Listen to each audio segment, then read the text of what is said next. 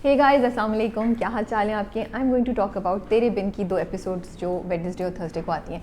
सबसे पहले तो क्या बोलना चाह रही हूँ मैं, जो बोलना चाह रही हूँ उसके लिए सोच रही हूँ क्या अल्फाज यूज़ करूँ। मैं कमेंट्स पढ़ रही थी पिछली बार का जो तेरे बिन का रिव्यू था, उसके नीचे everyone who watches this video is important to me and I appreciate the feedback जो कंस्ट्रक्टिवली और अच्छे से दी जाए, स्पेशली दोस्त पीपल जो बहुत प्यार से बात करते हैं। मुझे लगा शायद मेरे रिव्यू से बहुत से लोगों के सेंटिमेंट्स हर्ट हो गए एंड ये इंटेंशन नहीं थी बिल्कुल भी। मुझे लगा शायद मैंने गलत चीज़ों को समझा है और लोग या व्यूअर्स या जो लोग मुझे फॉलो करते हैं वो चाहते हैं कि वो मेरे साथ एक मज़े से एक अच्छे तरीके से मुतसिम के कैरेक्टर को एंजॉय करें और डिस्कस करें। और शायद मैं अपनी बातों में बहुत सीरियस हो गई और तो ये इंटेंशन नहीं थी, ये हो गया। थोड़ी जज्बाती हूँ, थोड़ी सीरियस हूँ, मैं चीज़ों को डिफरेंट तरीके से देखती हूँ, सोचती हूँ। लेकिन जो आप लोगों के जज्बात हैं मैं उनकी भी कदर करती हूँ। तो yeah, so it's just that कि I've read the comments and I'm going to keep that in mind to keep a balance। कोशिश मेरी अभी भी होती है। देखिए, ऐसा नहीं हो सकता कि जिस चीज़ पे मैं बिलीव करती हूँ या जिस चीज़ के बारे में मैं बहुत ज़्यादा ख्याल रखूँ या कॉन्शियस हूँ, उसका जिक्र नहीं करूँ, because then I won't be me, मैं नहीं होंगी। और आप में से जो लोग मुझे फॉलो करते हैं वो मुझे मेरी इसी पर्सनालिटी या इस शख्सियत की वजह से ही फॉलो करते हैं, तो I can't lose that. But yes, I also have to keep in mind कि व्यूअर्स किस तरीके से क्या चीज़ देख रहे हैं एंड आप लोगों के साथ मेरी ये डिस्कशन और गुफ्तगू होती है तो उसको एक अच्छे माहौल में रहना चाहिए, उसमें एक अच्छी फीलिंग होनी चाहिए आपके और मेरे दरमियान। तो yes, going forward I am going to try to keep a balance to make sure कि जो ड्रामे या कैरेक्टर की अच्छी चीज़ें हैं वो हम इंजॉय कर सकें, डिस्कस कर सकें, उस पर कुछ मज़ा कर सकें। लेकिन at the same time I will mention the points जो मुझे थोड़े से मुझे लगता है कि उनको इम्प्रूव होना चाहिए। येस, एक इवेंट या एक एक्शन जो होता है या सीन जो होता है उस पर डिफरेंट पॉइंट ऑफ व्यूज़ हो सकते हैं। किसी को देखिए, मज़ाक का भी लेवल डिफरेंट है। किसी को कोई चीज़ बहुत मज़ाहिया लग सकती है, किसी को बिल्कुल बेसिक लग सकती है, किसी को किसी चीज़ पे बहुत रोना आ सकता है, किसी को किसी चीज़ पे कम रोना आ सकता है। तो येस, किसी डायलॉग को आप लोग बहुत इन्जॉय करें और शायद मैं उतना नहीं करूँ, तो येस, बट कोशिश मेरी होती है कि मैं आप लोगों के साथ इस चीज़ को एंजॉय करूं। और मुझे लगता है ये रिव्यू से ज़्यादा मेरी एक डिस्कशन टाइप हो रही होती है, गपशप टाइप हो रही होती है। मेरे जो जज्बात होते हैं वो होते हैं जो मैं आप लोगों के साथ शेयर करती हूँ। तो बस ये कहना चाह रही थी मैं, ठीक है। So coming to the episode, I think Wednesday वाली एपिसोड बहुत मज़े की थी और थर्सडे वाली एपिसोड में क्या हुआ मुझे कुछ समझ नहीं आई। आई ऑल्सो वॉन्ट टू से वन थिंग कि जब हम डायरेक्टर्स, राइटर्स या प्रोडक्शन हाउसेज से बात करते हैं और जब हम देखते हैं कि ड्रामे ड्रैग हो रहे हैं तो हमें कई दफ़ा ना बहुत तकलीफ़ होती है और हमें समझ नहीं आता क्यों हो रहा है। एंड आई थिंक जो वेडनेसडे को एपिसोड आई तेरे बिन की, वो एक परफेक्ट एग्जांपल थी कि कहानी आगे ज़्यादा मूव भी नहीं की, लेकिन आपने एक बड़े ही इंटरटेनिंग तरीके से अपने व्यूअर्स को एक एपिसोड दी, क्योंकि उसमें नोक झोंक थी, उसमें रोमांस था, उसमें क्यूट मोमेंट्स थे, उसमें कुछ थॉट प्रोवोकिंग चीज़ें थी, उसमें कुछ इमोशनल सीन्स थे। So it was just the perfect episode that you would want to watch and enjoy. मतलब ड्रीमी एपिसोड थी, यू नो। लेकिन थर्सडे की एपिसोड में मुझे लगा चीज़ें डाउन द ड्रेन चली गई हैं। Again, I don't want it to be a detail review. मैं कुछ चीज़ों की बात करूँगी। Romance, I think romance and comedy की जो कॉम्बिनेशन इस ड्रामे में आ रही है बिटवीन मुर्तसिम एंड मीरब, वो बहुत ज़बरदस्त है। ड्रामे में मुझे लगता है ये मीरब है, ये मीरब और मुर्तसिम है मेरे इस हाथ के नीचे, और ये पूरा ड्रामा आसपास है। कुछ भी होता रहे इस ड्रामे में, कुछ भी होता रहे, माँ बेगम, हया, बहन, जो भी, चौधरी, वो मलिक ज़ुबैर, लेकिन मुर्तसिम और मीरब का जो मजाक का वो है, नोक झोंक है, और जो रोमांस है वो कॉन्स्टेंटली आपको इंटरटेन करता है। You constantly enjoy it. And उसमें भी जब मीरब को जेलसी होती है, मुझे बहुत मज़ा आया। I just loved it, I couldn't stop laughing. और मज़े की बात मुझे लगी कि मुर्तसिम ने कोई रिस्पॉन्स ही नहीं दिया, ठंडा कूल, ही इज़ लाइक होती रहो गुस्सा, हाँ है, ठीक है, करता हूँ। एंड देन यू नो, जब वो बीवी बोलती है तो वो भी जवाब देता है बीवी। तो आई लाइक इट कि मुर्तसिम ने क्या चेंज किया। पहले वो पीछे पीछे फिर रहा था, अब थोड़ा सा is like I am a cool dude, तुम तो गुस्सा होती रहती हो, बट जाने नहीं दिया उन्होंने अकेले मीरब को। तो ये बहुत बहुत क्यूट मोमेंट्स हैं। एंड वो जो लास्ट का सीन था गजरे वाला, वो भी बड़ा ही प्यारा था। एंड आई वांट, जहाँ मैं ड्रामे की कुछ चीज़ों पे कमेंट करती हूँ और मुझे ऑब्जेक्शन होता है, वहाँ मैं अच्छी चीज़ों के बारे में भी बात करती हूँ और I make sure that I do it. And अभी भी 2 points that I really want to mention is, I really appreciate कि जब मुर्तसिम मीरब को गजरे पहना रहा होता है तो वो कहता है may I don't know, I am a believer going forward this conversation की कि I am a believer of this conversation going forward, English को सही तरीके से बोला मैंने अब, कि परमिशन और लड़की की कंसेंट इज़ इम्पॉर्टेंट। और येस आप लोग मुझे इमोशनल और ओवर थिंकर कह सकते हैं, लेकिन यही चीज़ बहुत जगहों पे फिर डिफरेंट तरीके से अप्लाई होती है। तो अगर कोई शख्स आपसे पूछ के कुछ कर रहा है, specially which has a physical touch involve, I really appreciate it. तो मुझे मुर्तसिम की ये बात बहुत अच्छी लगी जब उसने उसको बोला मी आई गजरे, हालांकि वो उसकी बीवी है फिर भी, तो आई लव्ड इट बिकॉज ये एक अच्छा मैसेज, ये तमीज़ है, तरीका है। अभी वो दोनों एक दूसरे के इतने करीब नहीं है, जब वो करीब आ जाएंगे और वो मुर्तसिम उसका हाथ पकड़ भी सकता है, बगैर पूछे भी पकड़ सकता है, उसकी बीवी है, you know, not in a bad sense, but romance में कर भी सकता है, कोई ऐसी बात नहीं है। बट आई थिंक जो लोग देख रहे हैं तो उन्होंने इस पूरी चीज़ को, यू नो, जहाँ हम कहते हैं कि आपने नेगेटिव और टॉक्सिसिटी को रोमांटिसाइज़ किया, आई लाइक इट कि आपने अदब को, परमिशन को रोमांटिसाइज़ किया। So I really appreciate it, I loved it कि उसने पूछा।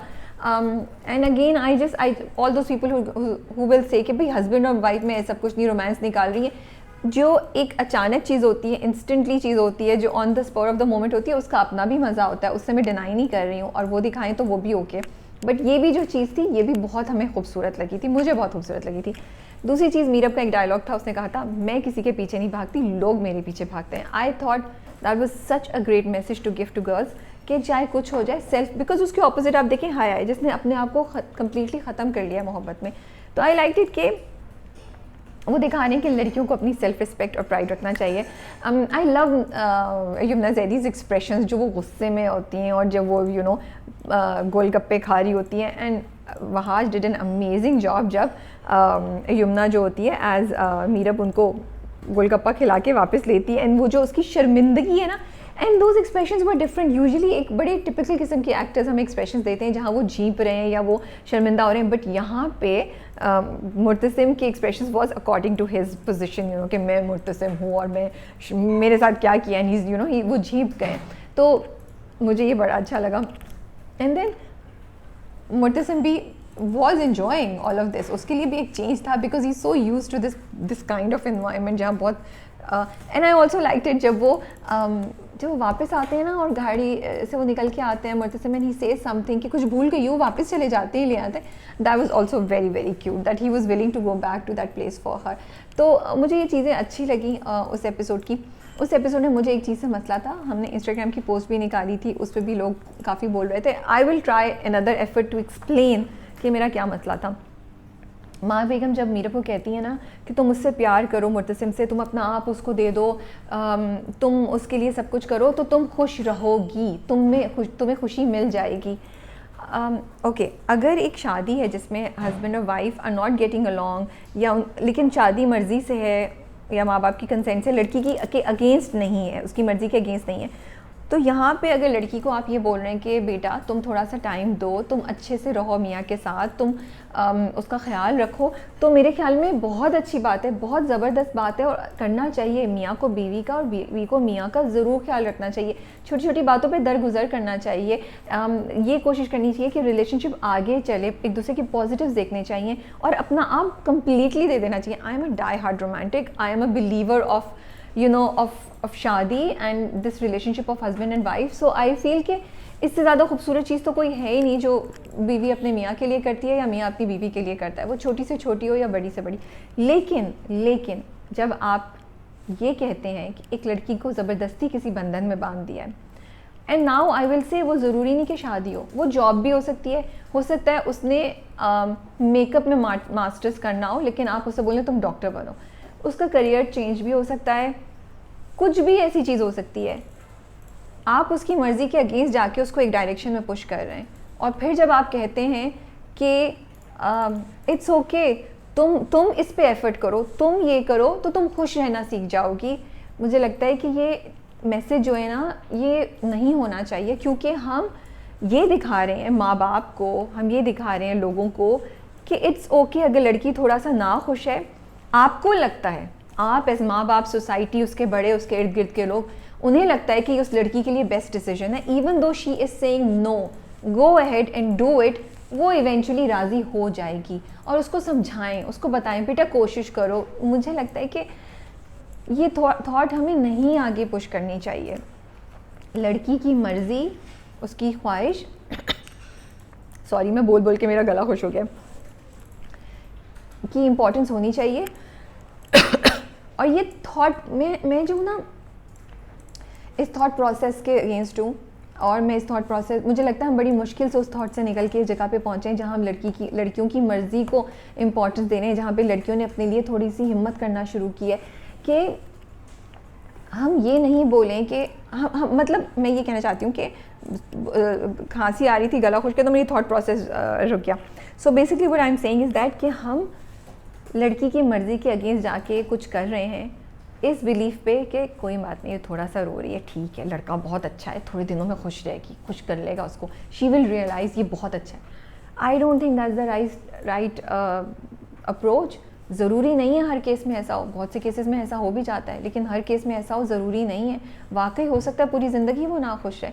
एंड दूसरी बात ये कि हम किसी को किसी की मर्ज़ी के अगेंस्ट क्यों फोर्स करें, unless it's a really silly और वेरी बेवकूफ़ाना decision. Even then I would sometimes say let them experiment, let them do it, maybe उनको इसी तरह सीखना है। लेकिन मेजॉरिटी ऑफ द केसेस में ऐसा नहीं होता है। हम उसकी बात करें जहाँ पे लड़कियों के पास वैलिड रीज़न है, लेकिन माँ बाप फिर भी उनके पॉइंट ऑफ व्यू से एग्री नहीं करते और अपनी मर्जी थोप देते हैं। अब मैंने इतनी लंबी बात कर दी, हाँ मैं तो ड्रामे पे बात करना चाह रही थी। सो इस वजह से मुझे लगा कि माँ बेगम की ये conversation with Meerab was very regressive and I wish it was not given, क्योंकि मीरब की मर्ज़ी के अगेंस्ट उसकी शादी हुई है, उसकी ज़ात, वो घर से अकेले नहीं निकल सकती। मुर्तसिम कितना ही मोहब्बत करने वाला हो, वो उसको अकेले नहीं जाने देता। ये किस किस्म की मोहब्बत है ये? Isn't it a little suffocating? I feel कि मैं तो बहुत सफोकेट हूँ। मेरी आज़ादी, मतलब आपकी मोहब्बत अपनी जगह होगी, आप 20 बुके ला दें, I want to have this independence कि अगर मुझे निकलना है तो मैं निकल सकती हूँ। मैं आपके साथ नहीं तो बख्तू के साथ निकल सकती हूँ, एक ड्राइवर के साथ निकल सकती हूँ, या फिर ये चीज़ क्लियर कर देते। सो मुझे लगा कि ड्रामा जहाँ इतना अच्छा कंटेंट, मतलब इतने मज़े की चीज़ें हमें दे रहा है, रोमांस दे रहा है, क्यूट मोमेंट्स दे रहा है, मज़ा दे रहा है, हमें कुछ थॉट प्रोवोकिंग बातें दे रहा है, सबसे इंपॉर्टेंट मुर्तसिम मीरब के लेयर्ड कैरेक्टर्स दे रहा है, वहाँ ऐसी रिग्रेसिव थिंकिंग नहीं देनी चाहिए थी। क्योंकि एक पढ़ी लिखी लड़की को आप कह रहे हैं कि बेटा तुम अपनी जो तुम्हारे बिलीव्स है ना उसको भूल जाओ, उसको छोड़ दो और मोहब्बत दो अपने मियाँ को। जब तुम मोहब्बत दोगी तो तुम खुश रहना शुरू हो जाओगी। बिल्कुल मोहब्बत दें अपने मियाँ को, कोई ये नहीं कह रहा मत दें, चाहे वो पढ़ी लिखी हो नहीं हो, लेकिन उसकी मर्ज़ी भी इम्पॉर्टेंट है, उसकी मर्ज़ी को ज़रूर उसका ख्याल रखना चाहिए। तो बस ये बात थी। I hope I am able to make people understand what I am saying. जो थर्सडे वाली एपिसोड थी उसमें तो मुझे समझ ही नहीं आया क्या हुआ, because Murtasim, I am confused. I really like Murtasim and एक बात जो मुझे मुर्तसिम की अच्छी लगी वॉज कि द रीज़न, मैं सोची थी यार ये हया को क्यों बर्दाश्त करता है, क्यों उसकी इतने एडवांसेस पे कुछ कहता नहीं है इतने हार्शली। देन आई रिमेंबर्ड कि Haya has already tried to commit suicide. तो the reason Murtasim is so soft, और या वो उसको थोड़ा हार्शली नहीं बात करता बिकॉज वो नहीं चाहता कि हया बिल्कुल दोबारा ऐसी कोई चीज़ करे। तो इसलिए मुझे ये अच्छा लगा कि मुर्तसिम के कैरेक्टर को आपने इतना कंसिडरेट दिखाया है कि क्योंकि गाड़ी में वो कहता है तुम ये खुशफहमियाँ पालना बंद करो, मीरब मेरे दिल में रहती है और मैं मीरब का हूँ, तो आई लाइक दैट थिंग कि आपने ये दिखाया कि वो इतना सेंसिटिव है कि ही इज़ केयरिंग है, he is conscious of this कि मेरे किसी हाश रवैये की वजह से या मेरे हाश रिएक्शन की वजह से कहीं हया कोई और दोबारा एक्सट्रीम एक्शन ना ले ले। ये मुझे लगा, ये मैंने सोचा। तो वो था, तो वो अपनी जगह है। लेकिन अब हया को साथ क्यों ले गए भाई? And the funniest thing was माँ बेगम कह रही है अनवर चाचा को साथ ले जाओ, नहीं, मीरब को साथ ले जाओ, नहीं, मैं साथ चलूँ, नहीं, हया को साथ ले जाओ, चलो। मतलब totally does not make sense just because you want to create misunderstanding and हया को मुर्तसिम के साथ भेजना है तो आपने ये कर लिया। So I wish कि जहाँ इतनी अच्छी चीज़ें कर रहे होते हैं ना, तो थोड़ा सा इंटेलिजेंटली हम यहाँ भी एग्जीक्यूशन कर सकते हैं। और ये कि मीरब और मुर्तसिम का फ़ोन क्यों, क्या गाँव है इसलिए उनको लाइन्स नहीं मिल रही? आई don't know, I just found it very strange कि वो दोनों एक दूसरे से बात नहीं कर रहे, वॉइस नोट नहीं छोड़ रहे, मैसेज नहीं कर रहे, व्हाट्सएप नहीं कर रहे, और वो बस मिसअंडरस्टैंडिंग पे मिसअंडरस्टैंडिंग है। आजकल के ज़माने में तो ये सब चीज़ें अवेलेबल है ना, तो वो समझ नहीं आती है। But and then I was disappointed. Meerab sahiba ने माँ बेगम की तो गलतफहमी दूर नहीं की। एक तो ये बहुत, I am sorry, okay, Thursday की एपिसोड बहुत घिसी पिटी थी, सॉरी। मतलब ये प्रेगनेंसी वाला तो अभी प्यार के सदके में हमने देखा था, फिर एक और एपिसोड में भी, एक और किसी ड्रामे में भी हुआ था जहाँ वो वॉमिट हुई, उसको आपने कनेक्ट कर दिया कि ये जो है ये प्रेगनेंसी से और गलतफहमी हो गई। तो मीरब इतनी कॉन्फिडेंट है, इतनी इंटेलिजेंट है, बट उसने माँ बेगम को नहीं करेक्ट किया, लेकिन रोहेल को जाके अपनी ज़िंदगी की सारी बातें बता दी and the most important thing, you know, I also understand that वो अकेली थी, उसके पास कितने अरसे से उसको कोई दोस्त नहीं मिला, कोई वो जो उसकी उसका जो पास्ट है जहाँ से उसकी जान पहचान है वहाँ से कोई नहीं मिला, तो उसने उसमें आके रुहेल को ये बोल दिया। लेकिन फिर भी I am just like was very confusing कि भाई रुहेल को क्यों बता रही हो, वो कौन लगता है तुम्हारा, और चलो ये बोल दो कि मैं खुश नहीं हूँ या कुछ हो, तुमने इतनी डिटेल बता दी कि मेरा और मुर्तसिम का रिश्ता तो सिर्फ कागजी है। अब रुहेल साहब ने तो कहा आहा बच्चा मेरे हाथ तो कड़ी आ गई, अब तो मैं छोड़ूंगा नहीं। एंड आई कांट वेट कि मुर्तसिम को जब पता चलेगा कि मीरम ने ये बात रुहेल को बता दी है तो उसका क्या रिएक्शन होगा। He will be hurt, he will be really hurt. Another thing that I want to talk about is Murtasim's reaction to the deaths of those people that happened. वो एक जुमला कहता है कि मैंने आज तक कभी अपने किसी फैसले की एक्सप्लेनेशन किसी को नहीं दी या रीज़न नहीं दिया। एंड मुझे लगा वो इतना डीप जुमला था कि एक शख्स है जो किंग है और कोई उसको पूछने वाला नहीं है, लेकिन जब अल्लाह ने एक चीज़ कर दी, उसके एक डिसीजन की वजह से किसी की जान चली गई है, and he is feeling it कि मैं किसी इंसान को जवाबदेह हो ना हो, मैं अपने आप को जवाबदेह हूँ। मैं अपने आप से सोच रहा हूँ कि मैं अगर ऐसा नहीं करता तो शायद इस बंदे की जान बच जाती। मुझे वो बड़ा खूबसूरत डायलॉग लगा, मुझे बड़ा ये खूबसूरत लगा।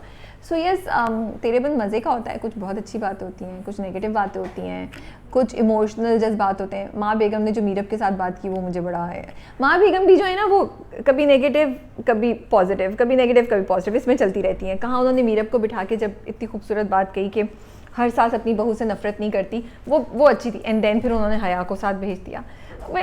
हया को साथ भेजने वाली चीज़ ना was very I am sorry very, मैं वर्ड क्या यूज़ करूँ, वर्ड भी नहीं आ रहा मुझे, क्या बोलूँ मैं, इतनी मैं दुख में हूँ ये इस एग्जीक्यूशन पे। But I want to give credit to Sabeena Farooqui for, I hope मैंने उनका नाम सही लिया है, फॉर प्लेइंग हया।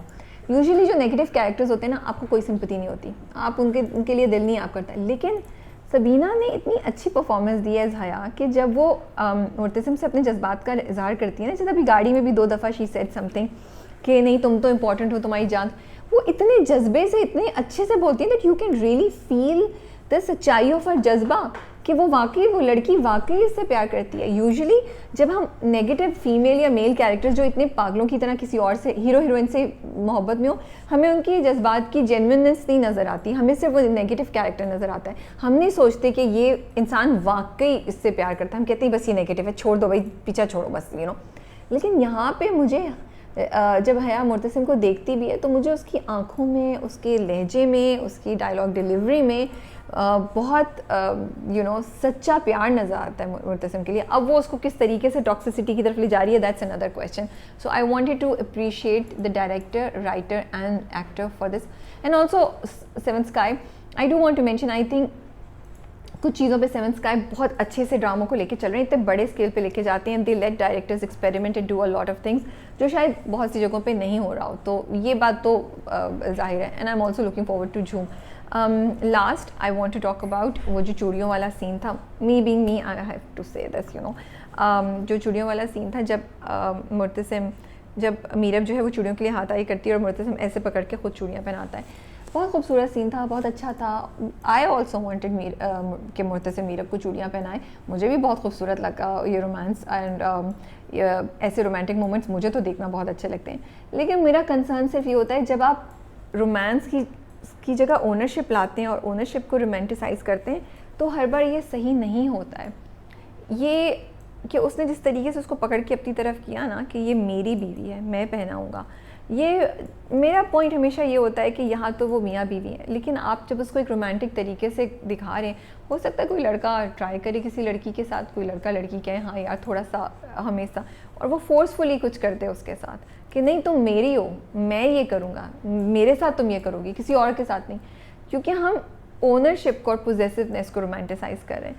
तो ASR पसंद है, पिछली बार भी मैंने ASR का दिया था तो बड़ा अच्छा लगता था। आई रिमेंबर जब ASR खुशी के साथ the whole persona, but we knew कि ASR टॉक्सिक है, वो उससे बदतमीज़ी करता था, लेकिन उस वक्त हमें ASR कितना रोमांटिक लगता था और हमें कितनी ये बात ही रोमांटिक लगती थी कि वो उस पर गुस्सा हुआ है और फिर बाद में आके सॉरी कर रहा है। And how I think back, I still love ASR's character, and इस प्यार को क्या नाम दूँ, is still one of my favourite dramas. उसका जादू शायद ख़त्म नहीं हो, लेकिन आई एम जस्ट सेइंग कि उस टाइम पे I use to fantasize, I use to you know when I see that I love that whole idea of somebody being a little harsh towards you, or somebody just forcefully saying things or doing things and then saying sorry, या आपको या वो उस force में उस चीज़ को apply करने में भी आपको मोहब्बत नज़र आ रही होती है, अपनाइयत, आपको एक्सट्रीम ओनरशिप नज़र आ रही होती है, जिस पे आप बोलते हैं कि ओह somebody is so crazy about me, कि वो इस जुनूनी हद तक है और उससे बर्दाश्त नहीं होता कि कोई मुझे देखे, उससे बर्दाश्त नहीं होता कि कोई मुझसे बात करे. लेकिन ये जब रोमांस ख़त्म होता है तो काफ़ी सफोकेटिंग हो जाती हैं चीज़ें. I don't know, maybe I am wrong, maybe I am overthinking, maybe I M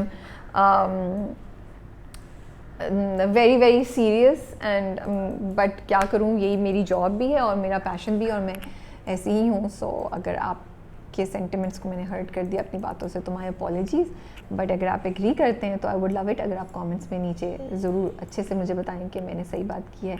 और अगर आप डिसएग्री करते हैं तब भी प्यार से बात करके मुझे बताइए कि किस पॉइंट से आप डिसएग्री करते हैं, आपका पॉइंट ऑफ व्यू क्या है. Because it's nice to read the comments and कभी कभी एक दो पॉइंट्स होते हैं जिनके बारे में आपने नहीं सोचा होता और आपको एक नया पॉइंट ऑफ व्यू मिल जाता है. I think that is all. आप सब अपना ख्याल रखिएगा. अल्लाह हाफिज़.